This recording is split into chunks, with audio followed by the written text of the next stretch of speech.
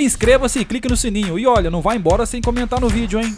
E aí pessoal, tudo bem com vocês? Sejam muito bem-vindos a mais um vídeo do canal Jesus Talkcast. Eu sou o Tiagão e mais uma vez a gente vai fazer um react sobre um assunto que na verdade tem voltado à tona aí.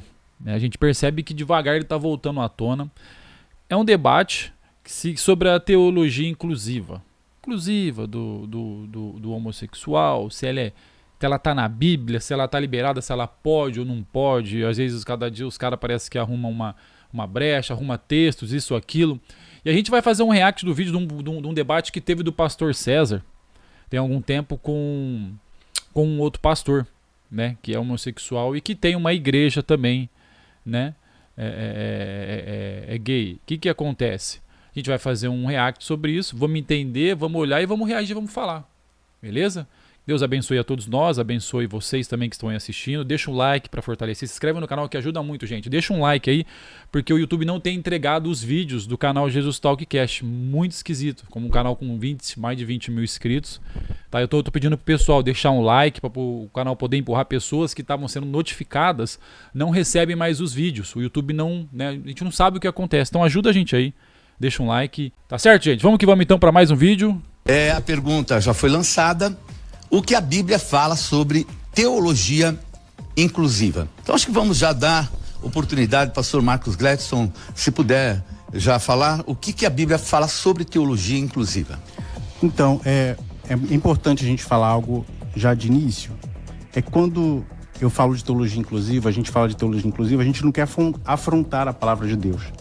Eu creio que a Bíblia foi inspirada pelo Espírito Santo, eu creio que o seu autor é Deus, mas nós temos que ter a coragem de enfrentar alguns temas e entender que a Bíblia ela foi inspirada e não psicografada pelo Espírito Santo. Então, nas traduções, acabam sim havendo algumas tendências que acabaram excluindo algum grupo, né, durante a sua história. Nós vimos isso com os negros nos Estados Unidos, nós vimos com as mulheres em determinados tempos, quando as mulheres eram excluídas dos altares de ministrar, e a bola da vez acabou ficando com a comunidade LGBTQIA+.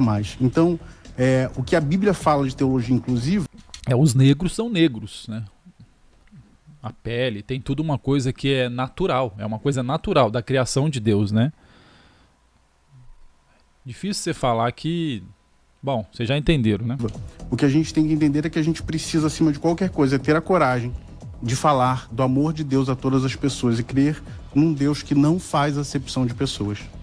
Perfeito. Bom, eu acho que esse é um ponto fundamental. Acho que todas as igrejas pregam e ministram isso, né? Em termos de a gente não fazer qualquer tipo de segregação.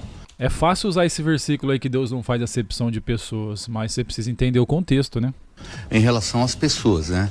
Mas aí no caso, aqui talvez o que a gente possa entender, no caso da inclusão, seria o que a Bíblia fala, né? O que ela coloca assim para que possamos falar que há um favorecimento, que existe realmente. Existe na Bíblia algum tipo de favorecimento para que, vamos dizer assim, a comunidade, vou chamar de comunidade, porque é um monte de termos, né? Possa hoje ver ou ter uma igreja ou exercer um chamado e assim por diante, pastor César Cavalcante? Bom, pegar aqui com permissão um pedacinho da fala do pastor. De fato, alguns segmentos da sociedade já sofreram com algum tipo de segregação. No caso, eu acho que ele fez menção à igreja americana, por exemplo, quando fala dos negros, aqui no Brasil mesmo também. Mas acho que o nosso campo de trabalho tem que ser a Bíblia e não a experiência, né? A experiência das pessoas que falam da Bíblia. Na Bíblia não existe esse tipo de segregação de pessoas para muito se aproximarem de Deus. Né?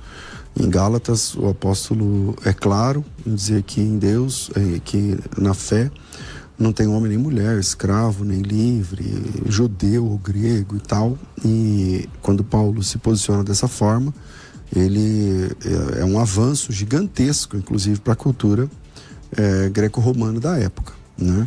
Agora, Deus faz acepção de pessoas para receber essas pessoas na fé? Não, todas as pessoas são bem-vindas, vindas Sim. de qualquer tipo de experiência, de Sim. qualquer tipo de pecado, de qualquer tipo de tendência, de qualquer tipo de comportamento, de qualquer tipo de situação. A graça de Deus, a Bíblia diz que se manifestou salvadora, trazendo salvação, oferecendo a salvação a todos os homens. No second time dessa experiência com Deus, vem o princípio bíblico da santificação, onde algumas práticas, biblicamente falando, são proibidas e eu não vejo aí que há um tipo de acepção por parte de Deus, mas o caráter da graça também é pedagógico, é educativo e a Bíblia é clara, né, a respeito de algum. É o duro que a Bíblia é bem clara, a Bíblia é bem transparente. Deus, ele não faz acepção de pessoas, mas o que é pecado, Deus separa, né? É o que separa de Deus e é o que está na Bíblia, né? E o que está na Bíblia, o que é pecado, é o que Deus ensinou, é o que está ali, é a prática, né, do cristão. Uns tipos de comportamentos e a homoafetividade, e me perdoa se eu falar algum termo que lhe machuca, porque eu realmente não sei exatamente como me comporto, mas não é por maldade. Hoje em dia a gente fica meio preocupado, eu não sei, a gente nunca sabe o que expressa, né? De vez em quando muda os tipos de terminologias, então e aí você fica à vontade para me corrigir e falar, não usa esse termo, usa tal, e para mim tá tudo bem. É isso. Perfeito. Agora, eu percebi aqui, né, até pelo o seu currículo, que você é assessor jurídico da Comissão de Defesa, a Comissão de Direito Homoafetivos. Eu acho que assim, uma grande polêmica que tem é o fato de alguém que exerça, né, ou tenha, ou viva a condição homoafetiva, de ministrar, de ser um pastor, estar à frente, né? No caso aqui, você defende, você é também um pastor. O que a Bíblia dá de respaldo para que possa exercer o ministério, no caso de uma pessoa que tem essa união homoafetiva, ou seja, assim, né, dessa maneira. Agora eu quero ver isso aí. Então, pastor César, você pode se referir de qualquer forma, não é? É lógico que a gente está num debate para a gente poder estar aprendendo também. Eu também quero aprender como eu me refiro da forma certa, entendeu? Compartilhar. Bom, a Bíblia, na verdade, nunca condenou a homossexualidade. A Bíblia nunca condenou a homoafetividade. E quando a gente fala de homoafetividade, o que é? É uma variação normal da sexualidade humana. Ou seja, uma pessoa, ela vive, ela tem algo que não nasceu, que não foi adquirido, não é um comportamento dela, mas, segundo as neurociências, a professora Suzana Herculano, inclusive, afirmou em um conteúdo dela, em um dos textos científicos dela, que a homoafetividade, ela é gerada no útero, ela é formada no útero para as neurociências, e dali a pessoa já nasce com aquilo. E quando nós falamos de o que seria pecado, Deus condena assim, condena o abuso sexual, condena o sexo depravado. Cara, isso aí é meio estranho. Deus, ele condena um abuso, o sexo depravado. Vamos lá. Sexo libertino entre pessoas, seja qual for, heterossexual ou homoafetiva, mas o que nós dizemos é que um relacionamento de amor e fidelidade entre duas pessoas do mesmo sexo, vivendo uma história de amor, isso não é pecado. E aí você fala assim, mas na Bíblia, como o bispo G acabou mencionando sobre a questão da Bíblia, pior que na Bíblia não é só uma parte, a Bíblia tem vários textos, desde lá de Sodoma e Gomorra. Não é? E aí a gente vê alguns textos, por exemplo, da Bíblia. Eu trouxe aqui hoje a Bíblia de Jerusalém, né? Hoje a Bíblia de Jerusalém é a Bíblia do mestrado, doutorado no Brasil e em outros países do mundo, como uma Bíblia autorizada em relação aos seus textos.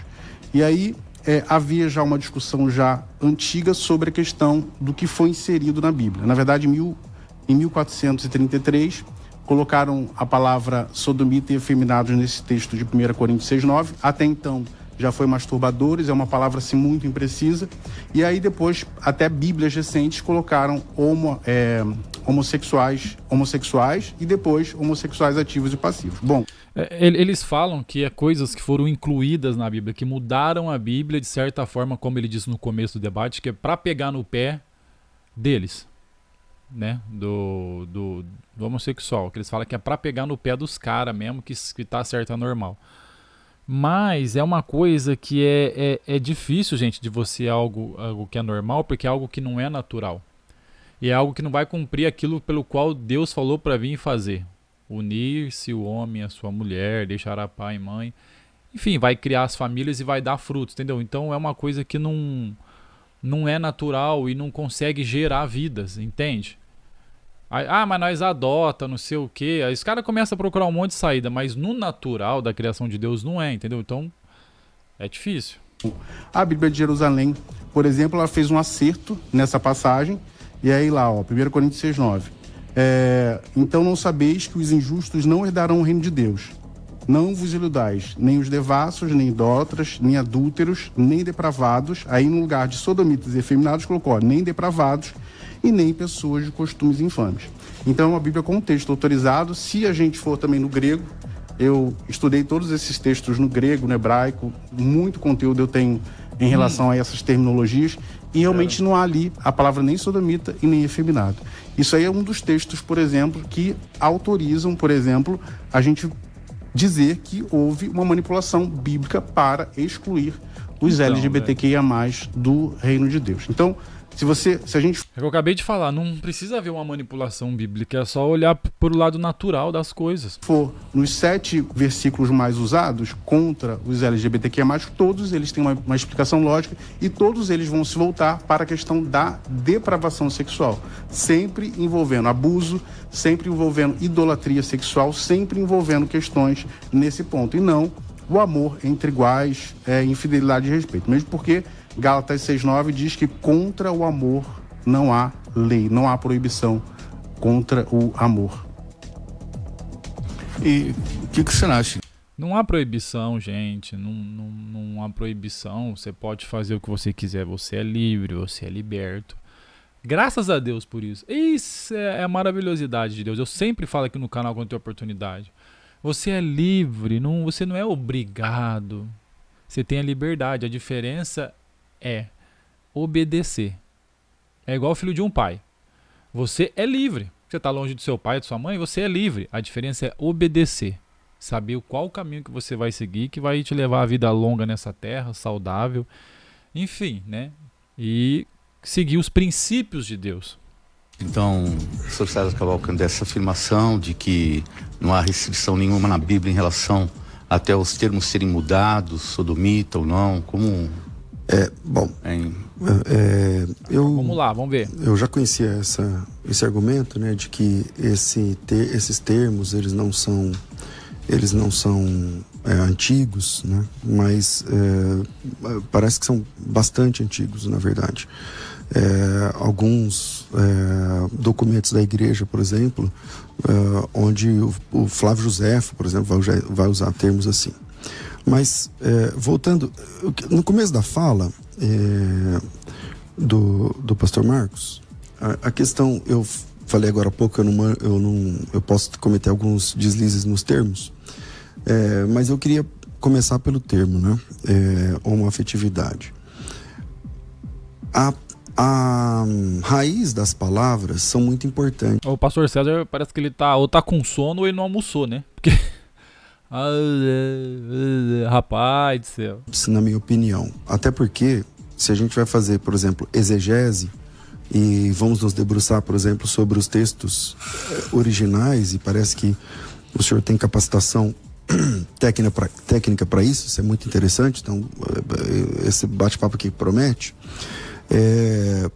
Vamos pegar essa palavra, por exemplo, homoafetividade, que significa o afeto entre duas pessoas iguais. Essa palavra, recentemente, num passado não muito longe, mudou o sentido para a questão sexual. Homoafetividade, ou seja, o afeto entre duas pessoas do mesmo sexo, é inclusive bíblico. A gente tem que amar os nossos irmãos, isso é afeto. A gente tem que...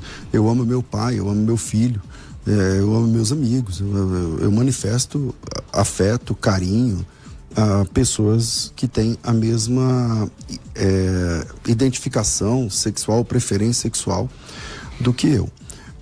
Só que o que a Bíblia condena não é essa afetividade, não é sentir afeto por alguém que tem a mesma... Justamente, não tem... A mesma, como eu disse aqui agora, preferência sexual. A Bíblia diz em Levítico que quando um homem se deita com outro homem, como se esse outro homem fosse uma mulher, então isso se torna uma abominação. Então, o que é o complicador de toda essa questão é o ato sexual em si, entende? Então, a Bíblia é um documento religioso e nessa fé, na revelação bíblica, em Levítico, por exemplo, ou seja, essa história não vem, a gente vai entrar lá nos termos do Novo Testamento e tal, mas é que a moral judaico-cristã começa nas páginas do Antigo Testamento e depois, o senhor sabe, depois vem para as páginas do Novo Testamento. Então, o que a Bíblia condena não é afeto entre os... Isso, aliás, a Bíblia... Justamente, o pastor Sérgio está falando o que ela fala do amor um pelo outro, tudo normal. Né? A afetividade, o afeto tem um pelo outro normal, não tem problema. A diferença é que ele já citou um texto lá no Antigo Testamento, em Levítico. A diferença é que é você deitar, é você fazer as coisas com o mesmo sexo. Porque é fora do normal. Se Deus fez o homem, ele faz a mulher pro homem, tá tudo escrito. Aí é fácil você pegar alguns textos bíblicos que vai te favorecer, para tentar te favorecer, na verdade, porque não vai. Você vai ter que, querer ou não, você vai ter que desviar, você vai ter que fazer dele uma heresia ali para poder falar que o pecado não é pecado. Estimula, né? Precisamos amar e tal, tudo mais, independente da situação, ajudar, estender a mão e ter afeto, ter respeito e tudo mais, ok. Então essa palavra homoafetividade não combina muito no sentido semântico aqui. Porque o que a Bíblia condena, ser homoafetivo, ok, eu também sou.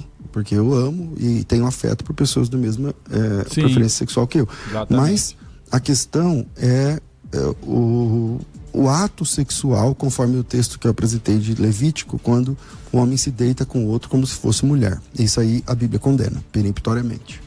Perfeito. E até no caso do amor, né? Se a palavra, se não me engano, é a palavra que é uma palavra totalmente diferente do amor de homem e mulher, né? O ágape, né? Ou filéu, que são dois tipos de amor que não é de homoafetividade no contexto sexual, né? Vamos colocar assim. Acho que... Então, existem algumas questões que são importantes da gente poder esclarecer, não é? Primeiro, né, no Levítico. Por isso que é importante a gente conhecer os originais. Lutero, inclusive, disse que a inspiração bíblica ela está no original, não são nas traduções. Tem aquele jargão italiano, né? Tradutore. Isso é verdade. Tradutor, né? Isso é verdade. Todo tradutor é um traidor. Eu falo algumas línguas, a gente sabe, a gente pode manipular as línguas com muita facilidade. Até porque, não sei se você sabe, mas a nossa língua portuguesa, na Bíblia, ela é muito pobre perto do original. Tem muita palavra ali diferente do original que muda até a intenção. Ou às vezes a afirmação do versículo, viu? Então a nossa língua, às vezes é bom procurar no original, que às vezes dá diferença, viu? E quebra qualquer teologia. Facilidade para aquilo que a gente deseja. Até sem intenção, inclusive. Até sem a intenção. E aí, por exemplo, Levítico 18, 22 e o 20, 13, a palavra abominação que foi colocada lá é, na verdade, a palavra toevá. E a palavra toevá, ela significa idolatria cultual. Então, um homem se deitar com outro homem é o quê? Uma idolatria cultual. E aí, quando a gente vai na cultura da época, a Bíblia deve ser estudada junto com a sua cultura da época. A gente vê algo que acontecia lá. A cultura cultural de Canaã era o quê? Homens fazerem práticas sexuais com outros homens, no sentido de prestarem idolatria sexual a outros deuses. Era muito comum, tinha vários deuses que se faziam isso, os templos que aconteciam isso lá eram muito comuns. A gente vê alguns reis de Israel. Por exemplo, Asa tirou os prostitutos cultuais do templo. Por quê? Porque havia essa prática. Então, quando esse texto fala sobre isso, é no sentido de não praticar idolatria cultual e não o amor, quando a gente fala de amor entre duas pessoas do mesmo sexo. Por quê? É claro que Deus ia condenar pessoas indo adorar outros deuses para que pudessem ter os deuses de fertilidade, para que tivesse uma colheita bem abençoada, né, por esses deuses, fosse prestar cultos a outros deuses. E quando Israel chega em Canaã, Deus fala, olha, eu não quero isso, eu não quero esse tipo de condição ou de prática dentro de Israel. E lembrando que o mesmo livro que fala sobre isso, 18 e 22, é o mesmo livro que a gente faz muitas coisas hoje. Por exemplo, Levítico 11, 7 e 8 diz que comer carne de porco é pecado. Levítico 11, 12 diz que comer marisco é abominação. Levítico 18, 19 diz que não pode ter contato com mulher durante o ciclo menstrual. E a gente toca em mulheres, a gente não sabe quando elas estão ou não durante o ciclo menstrual.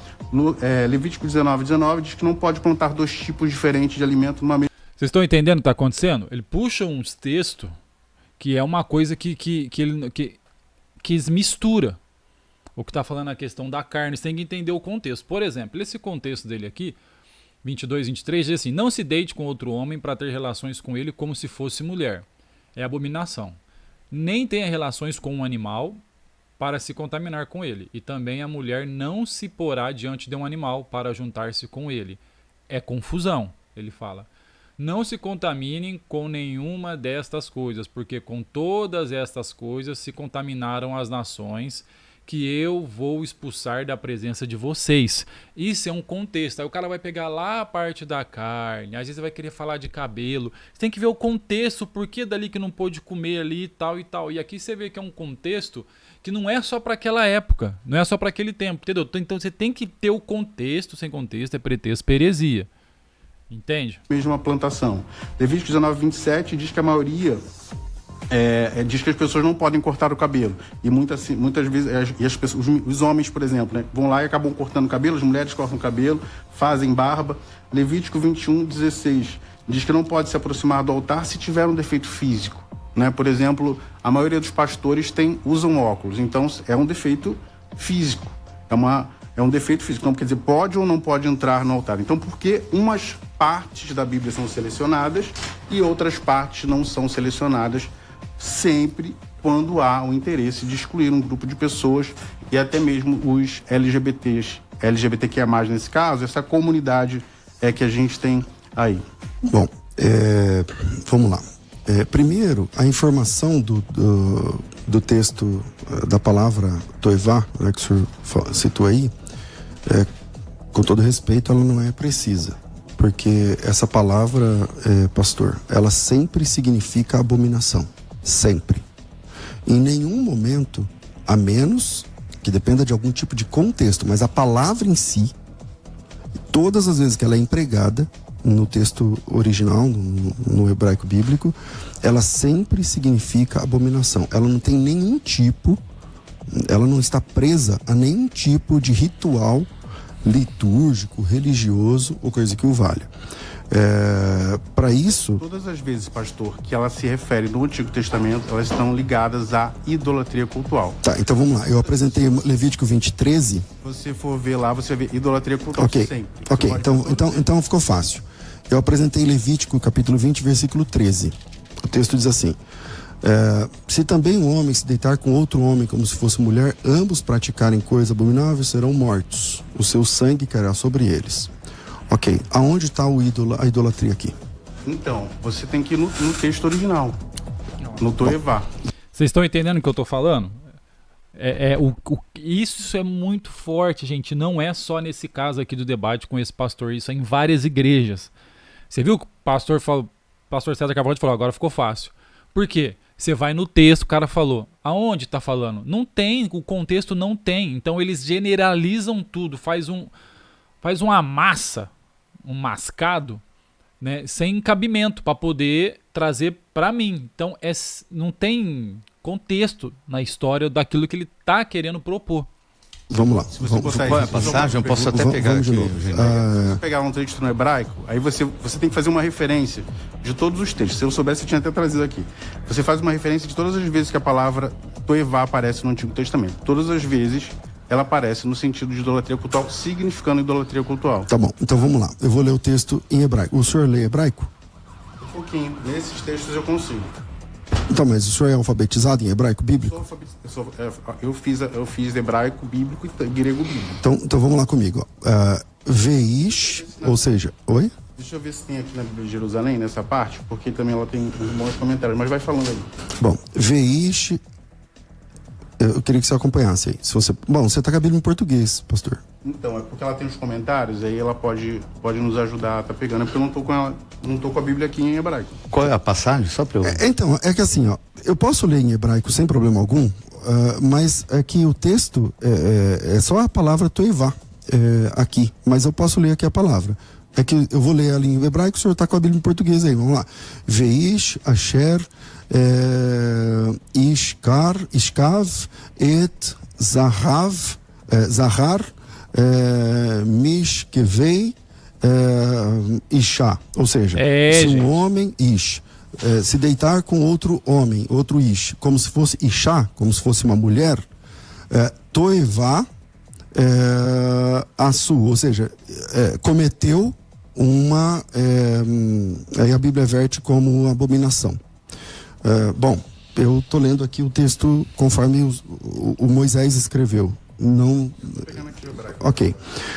O que eu estou dizendo é que, quando eu citei esse texto a primeira vez, o senhor disse assim, toda vez, essa palavra, ela quer dizer algum tipo de moralidade é verdade, só que relativo a algum culto pagão ou coisa do tipo. Justamente. Aí eu disse, ok, então apresenta esse culto pagão nesse texto, nessa perícope do texto. Justamente. Porque se tiver, aí ok, aí você tá certinho. Só que se não tiver, aí desmorona o argumento. Então, né? Eu gosto de provar aquilo que eu falo, né?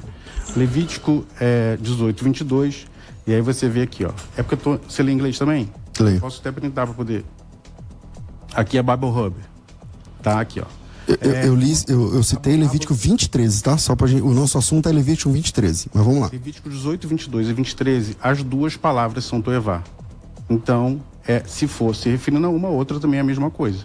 Correto? Não está correto, pastor. Porque o senhor disse assim, que quando o texto, quando a palavra aparece, ela está cercada ela está cercada de alguma questão cultural. Eu disse assim, me mostra aqui em Levítico 20:13. Vou mostrar aqui. Aqui tem todas as referências dela. Levítico 20:13, tá. pode ir. Aqui, ó. Nome feminino, abominação. Vai chegando uma hora, gente, que às vezes parece que vai ficando vergonhoso, porque é visto, é claro, é transparente ali na Bíblia, a forma que está ali para você entender e ler, só que tem que tentar puxar algum assunto, não sei, alguma substituição da palavra, outra coisa, ou o que for, para tentar chegar no que a pessoa quer. Tá? Aqui, qual o texto que o senhor está lendo? 18, 22. Não, pode ler à vontade, eu acompanho aqui. Aqui, ó, censo, aqui, ó, ritual. Aí vamos lá, ó, às vezes que aparecem a mesma passagem como ritual, tá, de idolatria. Êxodo 18, 22, Gênesis 46, T4, Gênesis 43, T2, Salmo 89, 9, Deus e outras pessoas, se referindo a Deus. Deuteronômio 14, 13, Jeremias. Então, se o senhor não se importa, pastor, se o senhor não se importa, ver, por exemplo, repete para mim os textos. Aqui são muitos. Então não tem problema, repete. Tá, são muitos, mas você tem que porque assim, a gente vai ficar chovendo molhado. Você vai querer dizer. Então, pastor, que eu estou te pedindo uma coisa que o senhor não está dando. Então precisa ficar claro. Precisa ficar claro assim, ó.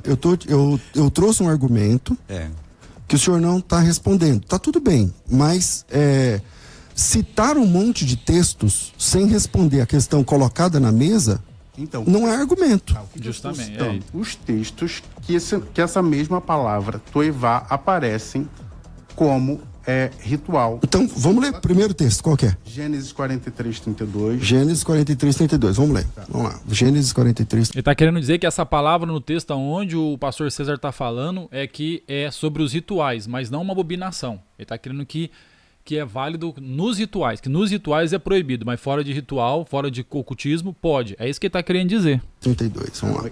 Não, troquei. Gênesis 46, 34. Então, 46, 34. Êxodo 8, 22. Êxodo 8, 22. Esse argumento dele é o mesmo que teve do debate entre o pastor César e a Lana Holder. Eles falam que o relacionamento ali entre homens, não pode nos rituais, nos ocultismo, no paganismo. Você não pode fazer isso. Fora disso, fazendo com amor, na prática, sendo para Deus, pode mesmo sendo do mesmo sexo. É isso que ele está tentando dizer nessa palavra. Então eu estou buscando essa palavra para falar que essa palavra dentro do ocultismo, ali nos rituais, não podem. Fora disso a gente pode. Uhum. Gênesis, eu falei 46, Gênesis? 46, 34. 43, 32, Salmo... Gênesis também, 43, 43. Salmo 89, 9. Salmo 89, 9. Vamos lá. Então vamos lá. Gênesis 46, 34. Descobri se lá está referindo a algum culto pagão. Diz assim, 33, 34, perfeito de contexto. Quando o faraó vos chamar e disser, qual é o vosso trabalho? Respondereis, teus servos foram homens de gado, desde a mocidade até agora. Tanto nós quanto nossos pais, para que habiteis na terra de Gósen. Porque todo pastor de rebanho é abominação para os egípcios. Não tem nenhum tipo de relação aqui, pastor. Ele está falando que os pastores, porque a experiência dos filhos de Jacó era pecuarista. Então, quando eles fossem diante de Faraó, ser pastor para eles não era bem visto.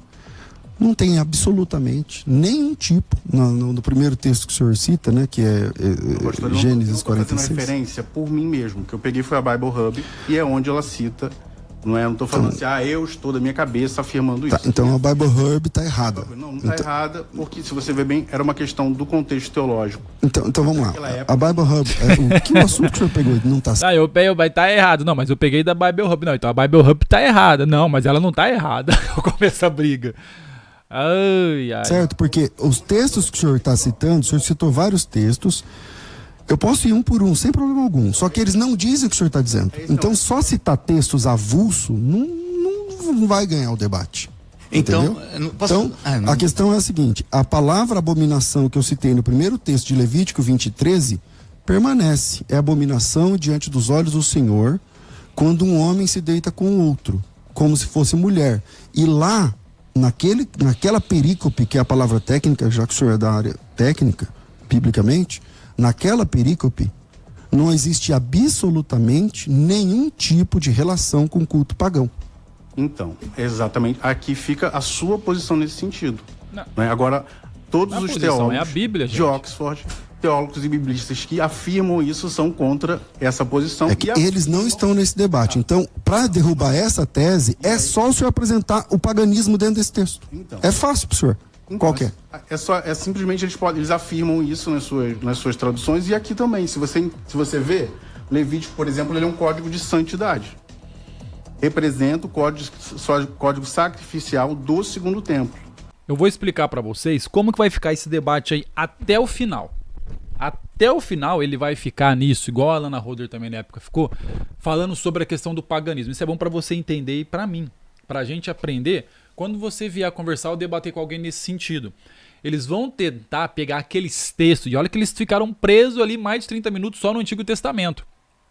Tá? Depois ainda vai trazer alguns versículos do Novo, mas ele ainda vai ficar preso nesse argumento de que a Bíblia está errada. Ponto. Esse é o argumento deles. Por que a Bíblia está errada? Porque a tradução, que traduziram para abominação, está errado. Mentiram, colocaram, fantasiaram aquela palavra ali para reprimir e perseguir os homossexuais, entendeu? Para perseguir eles. Então, eles vão ficar presos nisso o tempo todo. Esse é o argumento deles, para provar que aquilo... mas vários teólogos, não sei o quê, já estão tentando comprovar que foi substituída a palavra. Colocaram a abominação, mas ali é na prática do ritual. Deus não aceita o sexo entre duas pessoas do mesmo sexo, o relacionamento. Quando é prática de ritual, quando é para ocultismo, paganismo, mas fora disso, sendo amor entre duas pessoas, tendo afetividade, que sejam debaixo das mãos de Deus, Deus vai aceitar, entendeu? Então, o argumento vai ser esse, o debate inteiro, para poder provar que a Bíblia está errada e que as traduções estão erradas. E olha que o César Cavalcante, o pastor César, leu no original. Então o debate é praticamente isso, gente. Essa é a única saída que eles têm. Por isso que hoje a gente tem muita conversa de atualizar a Bíblia, não sei o quê. É fácil fazer isso, mas não é. A Bíblia não tem só um lugar, ela tem vários lugares que fala sobre a abominação. Aí eles vão falar que todas as palavras estão erradas porque fizeram isso no passado para perseguir eles. Basicamente isso que você precisa saber e eu também aprender para a gente ter uma boa defesa da fé, uma boa apologética para saber se defender diante de algumas coisas. Só isso, estuda sobre isso para você ter um pouco disso, desse entendimento. Tá certo, gente? Gente, então esse foi o nosso react de hoje. Agradeço vocês que estiveram aí até hoje. Deixa um like para fortalecer, se inscreve no canal. Deus abençoe a vocês, a todos nós e me aguarde até o próximo vídeo.